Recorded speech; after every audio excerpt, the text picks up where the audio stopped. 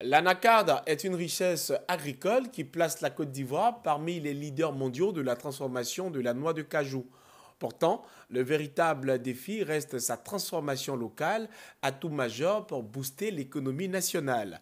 À Bundiali, dans le village de Tombougou, une usine prévoit de produire 150 000 tonnes par an, marquant ainsi une étape décisive dans cette filière stratégique. Dans ce nouveau numéro de rétrospective 2024, nous avons le plaisir de recevoir Mesme Yao. Il est journaliste pour cette info et c'est lui qui a réalisé un reportage dans ce sens, un reportage en ce qui concerne cette filière anacarde. C'est un réel plaisir de t'avoir sur le plateau. Le plaisir est partagé. Cher Mesmer. Le plaisir est partagé. Hein. Alors, 662 km, c'est la distance qui parcourt, enfin, entre Abidjan et Bundiali. Tu décides tout de même de t'y rendre pour faire la lumière sur la transformation de la noix de cajou. Il y a forcément une grande motivation. Effectivement, une grande motivation parce que c'était pour nous intéressant de faire connaître le processus de transformation de l'anacarde à la population ivoirienne. Alors, et tu t'y es rendu dans un premier temps pour la cérémonie d'inauguration de cette usine, cérémonie d'inauguration à laquelle a participé le Premier ministre Robert Begré-Mambé. Effectivement, oui, c'était à l'occasion donc de l'inauguration de cette grande usine de transformation de l'anacarde oui, en Côte d'Ivoire, l'une des plus grandes usines selon donc les initiateurs. Il faut dire que juste après cette inauguration, l'idée m'est venue de faire connaître donc le processus de transformation. Les donc, différentes étapes à franchir. Effectivement, les différentes étapes de transformation de la noix de cajou et c'est en cela que nous sommes lancés avec les démarches auprès donc de l'administration de cette usine. Cela n'a pas été facile. Qu'est-ce qui s'est passé? Une fois sur le territoire de Bundiali, alors j'ai décidé de me rendre donc à l'usine pour prendre attache avec les autorités, les responsables, de l'entreprise. Nous sommes convenus qu'au lendemain donc, de l'événement, nous allons enregistrer notre production. Alors, et une fois l'inauguration terminée, alors ces responsables vont changer d'avis. D'accord. Ils vont changer ça arrive généralement ça quand on est sur le terrain. Oui, en tout cas, ça m'a donné l'envie même de pleurer parce que j'avais déjà signalé à la rédaction ici que je vais profiter, réaliser donc ce dossier-là pour le plaisir donc, de nos téléspectateurs. Et tout découragé, je me suis rendu à l'hôtel.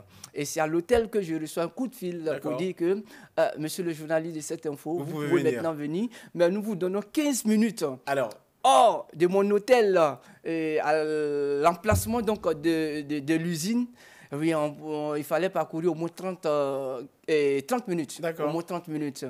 Mais qu'est-ce que je vais faire? Alors, je vais prendre une moto en course pour pouvoir me rendre donc sur le lieu. Et c'est ce qui a été fait.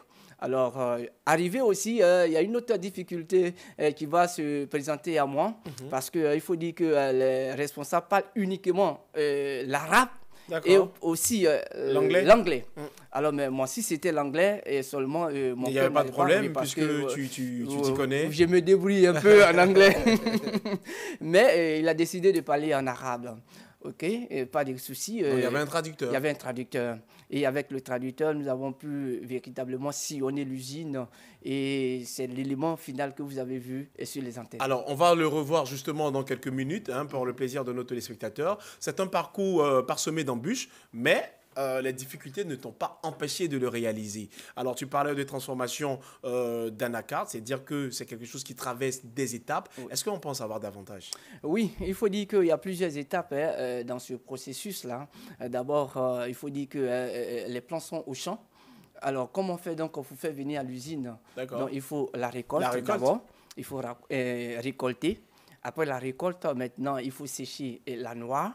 Et une fois fini le séchage, il va falloir maintenant décortiquer. Est-ce que le séchage, tout ça, ça se fait au sein de l'usine? Non, c'est au niveau des producteurs. D'accord. Voilà, c'est au niveau des producteurs. Après séchage, ils acheminent ça vers l'usine. Voilà. Et c'est à l'usine maintenant avec ces machines de dernière génération de ce groupe Al Saed, voilà, et qu'ils vont essayer de décortiquer donc ces amandes de la noix de cajou. D'accord. Une fois décortiquées, décortiquées. Alors, ils vont passer maintenant à l'écalage. L'écalage, c'est enlever donc l'amande de son carcan, de son noyau. Noyau. Voilà, une fois donc fini donc de l'enlever, alors on va faire maintenant le pélage. Le pélage qui est à la cuisson déjà. Et une fois cela, nous allons enlever encore. Il y a une fine de couche sur donc l'amande. Il va falloir encore l'enlever. Une fois fini cette étape maintenant, alors nous allons passer maintenant au tri. Et le tri se fait de façon par étape. On fait le tri selon la taille, selon la couleur. Est-ce que le tri se fait manuellement ou il y a une machine capable de faire ça? Non, c'est manuellement parce qu'ils ont engagé des personnes pour pouvoir véritablement faire cela. Donc, ça se fait manuellement, donc selon la taille, selon la couleur et aussi selon la qualité. Donc, une fois fini, cette étape maintenant, c'est l'emballage. Donc, voici un peu le processus de transformation de la noix de cajou. Alors, mesdames et messieurs, cela peut vous paraître abstrait, hein, mais ne vous inquiétez surtout pas, parce que le reportage, il est bel et bien là, et je vous invite à regarder maintenant si la régie est prête. Les noix de cajou, des machines de transformation et plus de 2000 emplois créés. À Boundiali, ville située dans la région de la Bagoué, au nord de la Côte d'Ivoire, un ambitieux projet a vu le jour. L'usine de Boundiali a une capacité de production importante. Un atout majeur pour la région, connue pour sa production abondante de cajou. Jusqu'ici, la région devait exporter ses produits bruts pour transformation à l'étranger. Le processus de transformation de la noix de cajou dans cette usine est ultra moderne. Alors donc quand nous avons expliqué selon les tailles, nous transférons maintenant les noix au niveau de la production à proprement parler, la transformation à proprement parler. Comme vous voyez ici, selon les tailles, nous avons cette machine s'appelle le destoner. En anglais, ça veut dire celui qui sépare des cailloux. Donc il y a toujours dans les sacs et dans les amandes, jusqu'à cette étape, dans les noix de cajou brut, des particules étrangères. Donc il y a des vents, il y a un processus de vent qui est soufflé, il y a des vibrations et on enlève toutes les particules sable et cailloux et toutes les particules étrangères qui peuvent exister. C'est ce qu'on appelle le destoner. Donc les noix de cajou brut arrivent ici. Le cuiseur de noix brutes que vous pouvez voir ici. Ça, c'est le cuiseur de noix brute, pour la cuisson de la noix brute. Comme vous pouvez voir ici, les noix de cajou brut décortiquées sortent sur ce tapis vibrateur. Ça vibre, et le processus n'est terminé que quand on prend les noix, les amandes qui sont encore adhérentes à la coque pour les séparer manuellement. Sinon, ceux qui sont totalement séparés continuent automatiquement dans le processus, comme vous pouvez le voir sur ce tapis. Et toutes les coques vont venir sur ce tapis. Et quand les coques arrivent sur ce tapis, alors il y a des femmes opératrices manuelles qui attrapent les coques qui ont encore des amandes pour aller les enlever manuellement. Donc, comme vous pouvez le voir, tous ces tapis, toutes les coques vont venir sur ces deux convoyeurs et vont aller dehors, hors de l'usine. Donc, toutes les coques sont retirées de l'usine. À part celles qui ont encore des amandes, on va les retirer manuellement sur cette table. Et là, on met dans le four à cuisson. Ça va subir un traitement de 8 heures. Après les 8 heures, on s'en va à la prochaine étape. C'est l'humidificateur.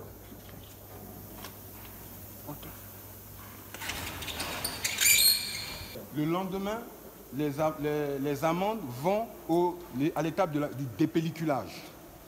Donc le dépelliculage se fait de manière automatique. Là, les amandes ne sont toujours pas consommables parce qu'elles ont la peau dessus. Donc on les introduit ici. Et puis, tac, ça suit l'étape du dépelliculage. Donc la pellicule va être enlevée de manière automatique par le dépelliculeur automatisé. Alors toutes ces amandes que vous pouvez voir étaient séparées, étaient toutes mélangées. Et quand elles sont passées par la machine Anopix, elles ont été séparées selon la taille, chacun selon une taille précise. Les amandes vont aller à l'inspection visuelle et manuelle avant qu'elles partent à l'emballage, à l'étape d'emballage. Alors, quelles que soient les amandes qu'on veut emballer, que ce soit les entières ou les brisées, on les met ici et ça suit ce cours-là. Ça, c'est un souffleur. Un souffleur qui va souffler du vent pour enlever toutes les particules étrangères si elles existent. Généralement, peut-être ça peut être des cheveux, peut-être ça peut être quelque chose d'autre qui est en souffle de l'air et ainsi de suite. Ces particules-là sont retirées pour ensuite venir ici à l'emballage. Le produit emballé sous vide se présente comme ici, vous pouvez le voir. Après, alors on fait une inspection de 24 heures et après l'inspection de 24 heures, on fait la mise en carton. L'usine de transformation de la noix de cajou répond à une vision claire du président de la République, transformer d'ici à 2050 50% des productions agricoles. Nous sommes de retour sur le plateau de rétrospective 2024. Vous venez à peine de voir sur les antennes de cette info, mesdames et messieurs, ce film Éclairage qui parle donc du processus de transformation de la noix de cajou. Un film qui a été réalisé par notre reporter Image Mesmer Yao. Merci encore pour ce travail abattu pour le compte de cette info. Merci beaucoup à vous, Daniel. Alors, on a pu constater, entre autres interviews, que tu t'es adressé en dehors même du directeur central de l'usine au 5e adjoint au maire. Ça veut dire que, quelque part, la municipalité collabore bel et bien avec les gens de l'usine, mais de façon plus concrète, c'est quoi le lien collaboratif qui existe entre les populations locales et cette usine? Il faut dire que, d'abord, avant que cette usine ne vienne s'installer là, et la municipalité de Boundiali a mené plusieurs démarches auprès donc, de ce grand groupe Al-Saïd. Okay. Et c'est en cela qu'une collaboration a été trouvée et l'usine est venue s'installer. Et lors de l'inauguration, l'intervention donc, du 5e adjoint au maire démontre que la municipalité est très favorable donc, à l'installation de cette usine sur son territoire. Et sans toutefois aussi oublier aussi la population également qui a exprimé sa joie d'accueillir donc cette usine dans la région donc, de Bagoué. Auparavant, il n'y avait pas de telle initiative dans cette région, au point que la population souffrait, les paysans souffraient énormément dans la transformation de leurs produits. Okay. Donc, l'avènement donc, de cette usine permettra donc à cette population de pouvoir dorénavant transformer ses produits, donc ce qui faisait la joie donc, de celle-ci. Est-ce qu'on peut revenir très rapidement sur l'importance économique de la transformation de la noix de cajou pour les populations de la région de la Bagoué? Oui, l'importance, c'est que désormais, cette population ne va plus souffrir dans la transformation donc, de ces produits, parce qu'auparavant, il y avait du mal à évacuer d'abord ces noix de cajou. D'accord, donc il y a les coûts de transport additifs qui rentrent en ligne de compte. Voilà. Et aussi, au niveau économique, on aura donc cette usine a régénéré plusieurs emplois donc, au sein donc, de la population de façon directe. L'installation de cette usine a généré plus de 6 000 emplois directs et plus de 10 000 emplois indirects. Okay. Donc, voyez-vous ce que l'installation de cette usine a apporté à cette région. Et puis, cela va limiter également les exportations. Voilà, parce qu'avant, il faut exporter, envoyer les produits au-delà de la Côte d'Ivoire pour aller être transformés. Et ce qui aussi réduit un peu les coûts au niveau donc, des producteurs. Désormais, tous ces frais-là vont revenir aux producteurs. Donc, c'est un gain pour la population. Un gain économique pour la population, tu le dis si bien. Et j'aimerais rappeler que cette usine est donc installée dans la région de la Bagoué, à Boundiali, plus précisément dans le village de Tombougou. Est-ce qu'on doit comprendre que c'est l'avènement de l'installation de plusieurs usines de transformation telles que voulues par le gouvernement ivoirien? Oui, le gouvernement a voulu d'ici à 2030, la transformation, plus de 50% de transformation de nos produits. Donc, l'ouverture de ces usines voilà, démontre véritablement que ce que le gouvernement a prévu en train de se réaliser. D'accord. Voilà, donc c'est ce qu'on peut dire. Alors, on va terminer avec ça. Les perspectives d'avenir que l'on entrevoit pour l'industrie de la noix de cajou en Côte d'Ivoire.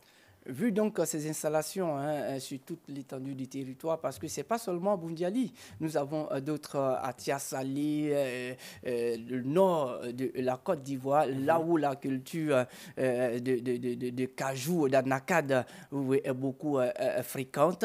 Alors, nous voyons plusieurs usines de transformation qui vont sortir des terres. Donc, je pense que si on respecte donc ceci, on verra que la Côte d'Ivoire pourra véritablement être industrialisée et voilà, sur le plan de l'anacade, comme le cacao. On voit qu'en Côte d'Ivoire, il y a le cacao qui est transformé pratiquement en Côte d'Ivoire. Donc, je pense que cela pourra véritablement booster donc, cette culture-là dans notre pays. Et c'est sur cette note d'espoir que nous allons mettre un terme à nos échanges. Merci Mariao, merci beaucoup d'avoir été sur ce plateau. Merci pour le reportage réalisé pour le compte de cette info. Merci beaucoup à vous. On peut laisser un mot à l'endroit de nos téléspectateurs.